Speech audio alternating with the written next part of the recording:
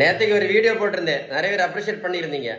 அந்த வீடியோவில் நான் என்ன சொல்லியிருந்தேன் அப்படின்னா, சுகர் மாத்திரை, ப்ரெஷர் மாத்திரை, கெட்ட கொலஸ்ட்ரால் மாத்திரை, இன்சுலின், இந்த நாளையும் நிரந்தரமாக நடத்தணும் அப்படின்னா இந்த புத்தகம் என்ன சொல்லுது அப்படின்னு தெரியுமா? ஹாரிசன் இந்த புத்தகம் என்ன சொல்லுது அப்படின்னா, பேலன்ஸ்டு டயட்டு தான் ஃபாலோ பண்ண சொல்லுது.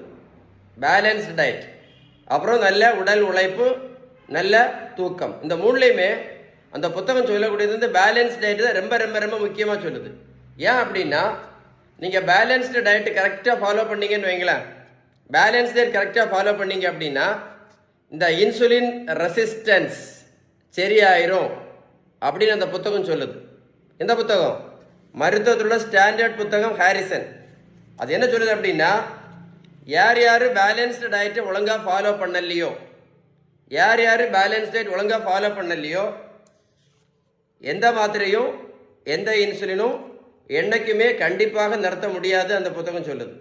அப்படின்னா பேலன்ஸ்டு டயட் எவ்வளோ முக்கியம் அப்படின்னு இந்த புத்தகம் சொல்லு. நீங்களே யோசித்து பாருங்கள். புரிஞ்சுதா இல்லையா? நடைபயிற்சி நல்லது தான், வெந்தயம் கருவேப்பிலை எல்லாம் நல்லது தான். ஆனால் மாத்திரை இன்சுலின் நிரந்தரமாக நடத்தணும் அப்படின்னா இந்த புத்தகம் என்ன சொல்லுது அப்படின்னா பேலன்ஸ் டயட் மட்டும்தான். புரிஞ்சிருக்கோன்னு நினைக்கிறேன். உங்களுக்கு பேலன்ஸ் டயட் பற்றி ஏதாவது டீட்டெயில்ஸ் வேணும்னா கமெண்ட்ஸில் குட்னு டைப் பண்ணுங்கள், கண்டிப்பாக ரிப்ளை பண்ணுவேன்.